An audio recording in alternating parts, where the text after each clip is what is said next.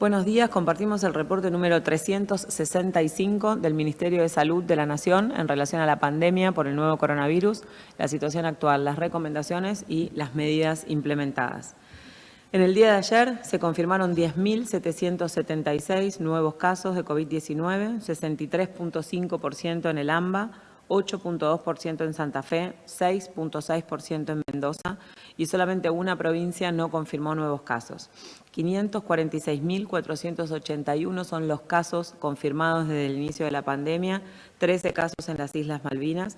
Cuando analizamos el promedio diario de casos en los últimos 7 días, ese número es de 10.668 y la tasa de incidencia es de 1.204 casos por 100.000 habitantes. 51% varones, 49% mujeres y la mediana se sostiene en 38 años. 6% de todos los casos confirmados son correspondientes a trabajadores y trabajadoras de la salud. Son 11.307 las personas que han fallecido a causa del SARS-CoV-2 por coronavirus. La tasa de letalidad en Argentina es de 2.1, la tasa de mortalidad es de 248 personas por millón de habitantes, 56.5% son varones, 43.5% son mujeres y el promedio de edad de las personas que han fallecido. Las 24 provincias han confirmado casos y cuando analizamos la ocupación, las personas que están internadas en unidad de terapia intensiva con diagnóstico confirmado de SARS-CoV-2 reportado por las jurisdicciones, el número es 2.962. Son 2.962 casos confirmados internados en unidad de terapia intensiva, 58.5% corresponden a Ciudad y Provincia de Buenos Aires, 13.8% a Mendoza, 3.3% a Córdoba.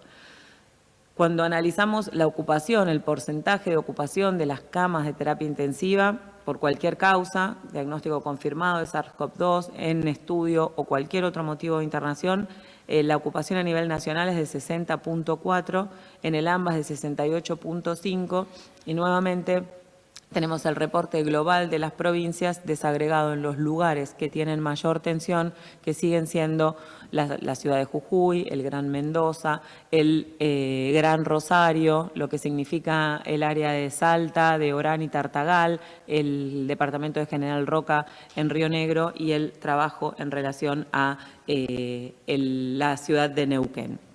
Se han recuperado 419.513 personas. En el día de ayer se dieron 9.742 altas, eso corresponde al 76.8% del total de los casos confirmados que se han recuperado. Y en Argentina se han descartado 847.234 casos, 98.3% se han descartado por laboratorio. El total de test que se han realizado desde el inicio de la pandemia es de 1.563.241. En el día de ayer, 23.140 test se han realizado en todo el país, en los laboratorios públicos y privados de las 24 jurisdicciones.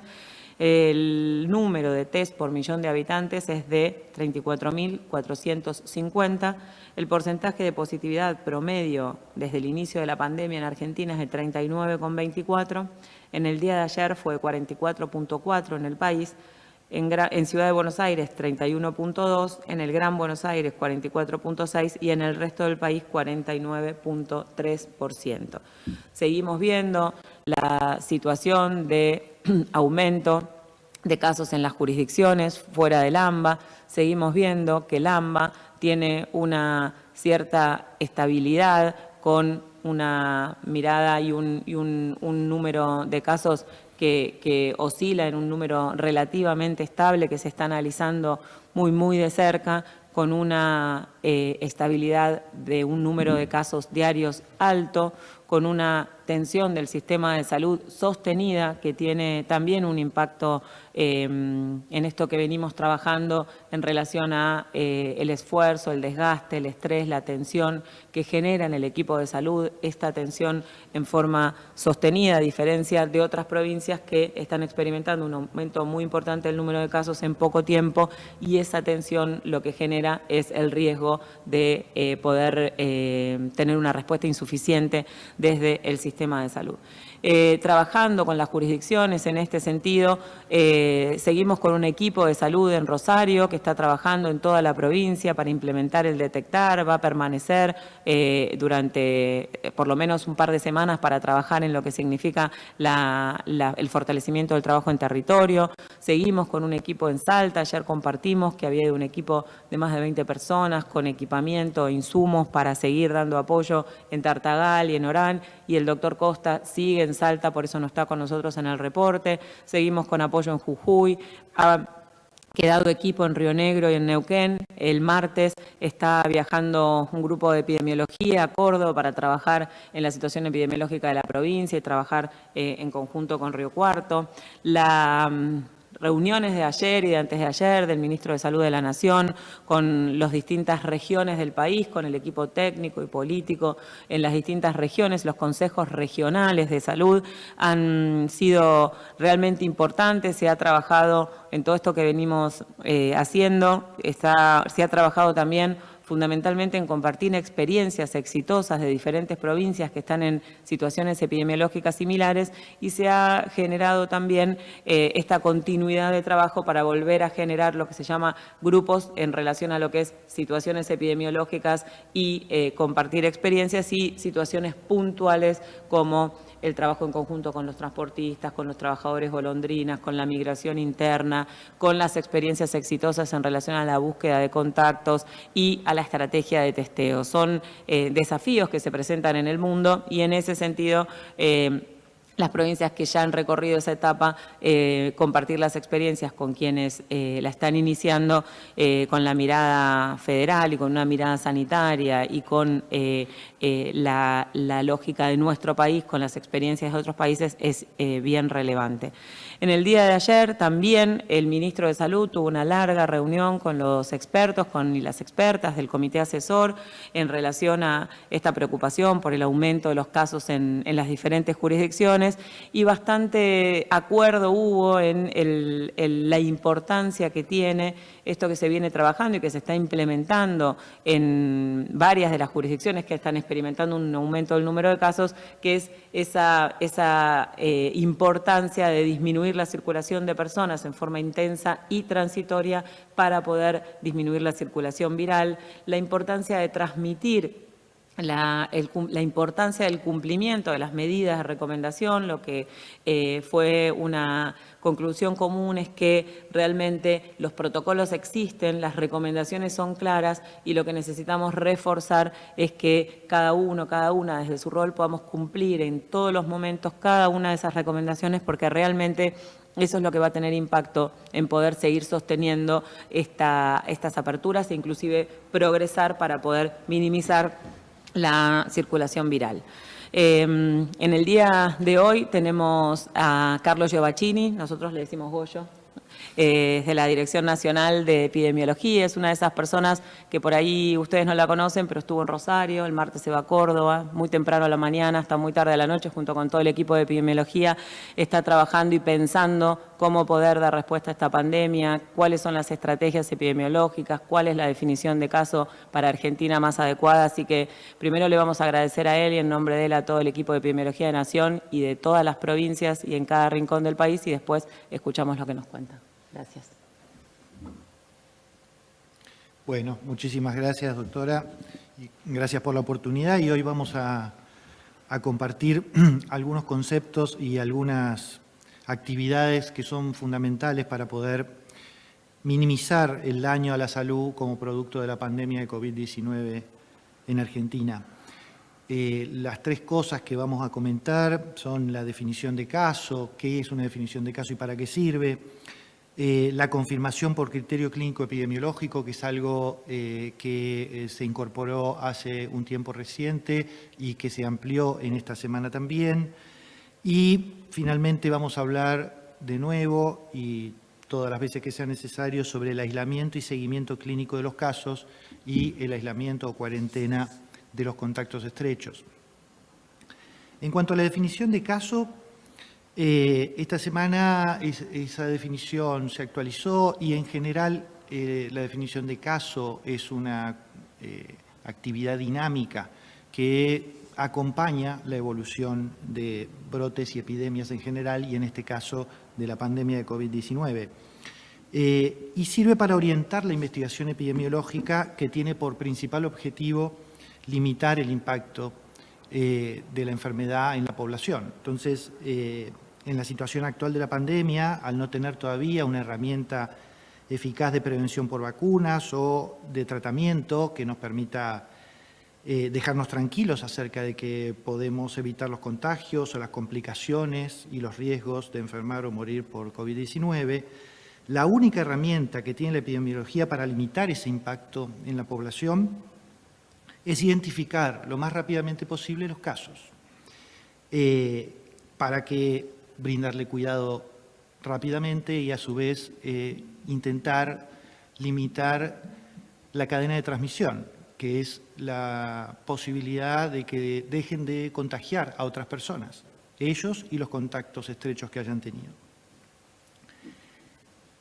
Entonces, las tres cuestiones que permite la definición de caso, a partir de poder identificar correctamente cuáles son casos y cuáles no, es permitir el seguimiento clínico, porque tenemos que recordar que todos los casos de COVID-19 deben ser seguidos clínicamente para poder identificar signos de alarma que requieran que la persona esté asistida institucionalmente, por ejemplo,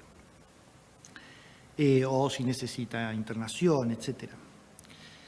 Lograr el aislamiento efectivo de esa persona, como decíamos recién, para que no continúe transmitiendo la enfermedad y permitir rastrear a los contactos que hayan estado con esa persona durante los 2 días previos al inicio de los síntomas o mientras estuvo sintomática y que hayan constituido contactos estrechos, es decir, que hayan estado a menos de 1,5 metros durante 15 minutos o hayan compartido un lugar cerrado, un lugar de trabajo, etcétera, con una persona que enfermó de COVID-19.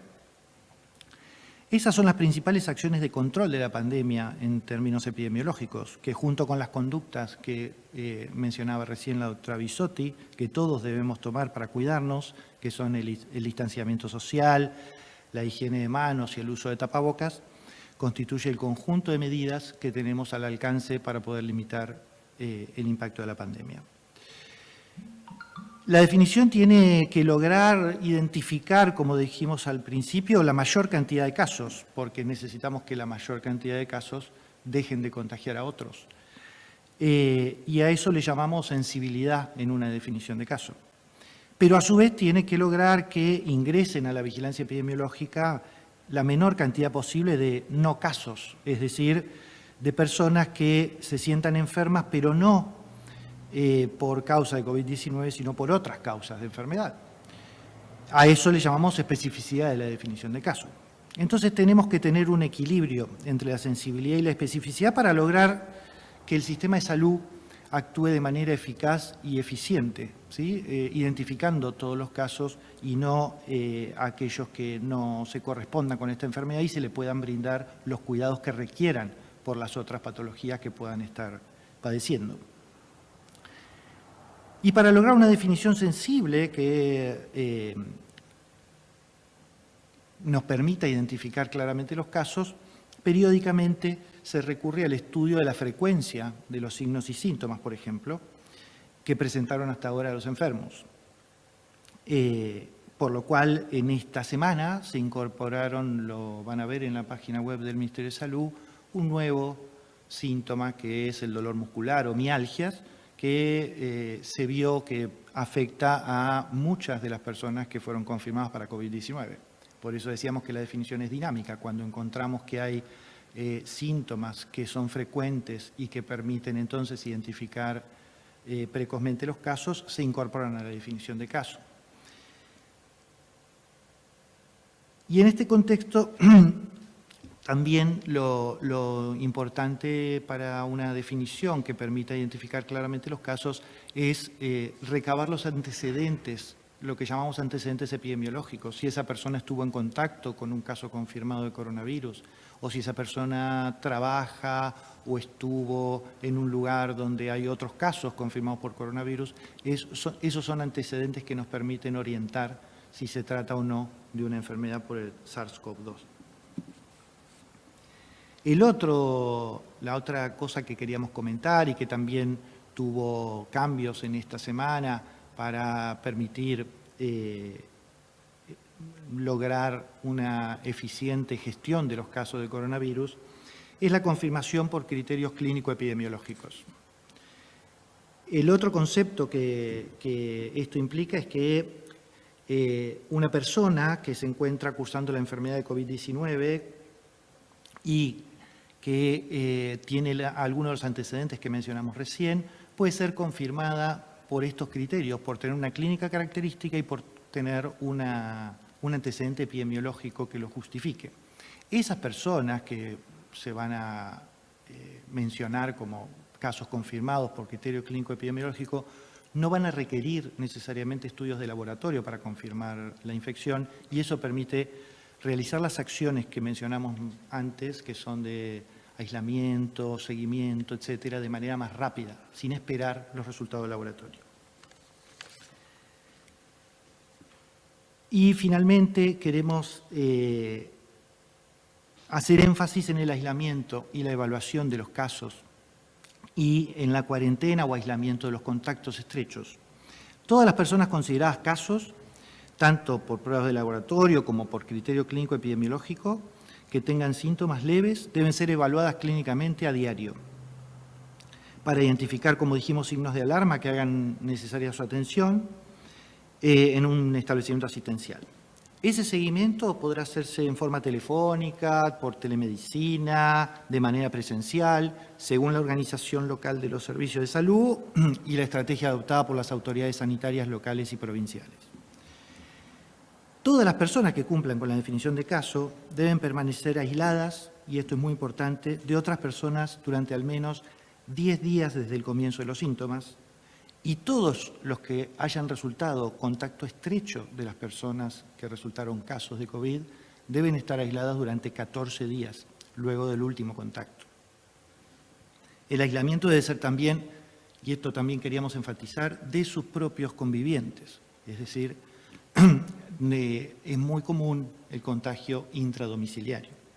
Por lo cual, idealmente, los casos deberían cumplir el aislamiento fuera de su domicilio, para garantizar e interrumpir la cadena de contagios.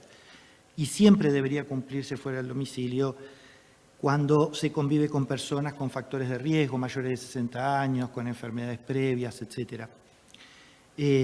Pero para aquellos que cumplan el aislamiento intradomiciliario, es importante recordar que deben tomar todas las precauciones para aislarse en forma efectiva de las demás personas que viven en su hogar. Dijimos la identificación de casos, el aislamiento de ellas y de sus contactos son las medidas eficaces junto al distanciamiento social para lograr disminuir la transmisión. Y como dijo la doctora, muchas de las provincias están experimentando un importante número de casos y necesitamos que eso disminuya para cuidar mejor a las personas. Y cuidando los casos leves, aislando eficazmente a los casos y los contactos, estamos cuidando a todos y principalmente a los que tienen mayor riesgo de agravarse y fallecer por COVID-19. Para repasar, ¿qué debemos hacer para cuidarnos? Mantenernos a distancia de las demás personas, evitar encuentros en lugares cerrados y sin distanciamiento social, usar siempre el tapabocas cuando salimos de nuestras casas y si nos sentimos mal, no salir de nuestra casa salvo para solicitar atención médica, tomar contacto con el sistema de salud por los medios previstos en cada jurisdicción, si presentamos signos de alarma, consultar rápidamente a los servicios de emergencia, avisar a todos nuestros contactos estrechos cuando seamos identificados como casos, avisarle a las personas con las que estuvimos para que puedan estar aislados, y si fuimos nosotros un contacto estrecho, un caso confirmado, debemos permanecer en nuestra casa 14 días. Si nos seguimos cuidando, estamos evitando muertes mientras le damos tiempo a la ciencia para conseguir una solución que cada vez está más cerca, por cierto. Y queremos, por último, agradecer a todos los equipos de epidemiología de todo el país que trabajan en esta actividad, que es silenciosa, pero es muy importante para limitar el impacto de la pandemia en Argentina. Muchas gracias. Muchas gracias, Goyo. La situación es dinámica, la definición de casos es dinámica. Es muy importante seguir trabajando con el tema de interrumpir la transmisión de contactos. Repasamos que al día de hoy la definición de caso es 2 o más de los siguientes síntomas: fiebre de más de 37.5, tos, dolor de garganta, dificultad para respirar, dolor de cabeza, dolor muscular o diarrea y vómitos. Y hay 2 signos que son la falta de olfato y la falta de gusto o aparición brusca que por sí solo ya constituyen una definición de caso. Así que con esta definición de caso seguimos trabajando para seguir interrumpiendo la transmisión del virus, cortando la cadena de contagios y minimizando el impacto de la pandemia. Muchas gracias. A ustedes.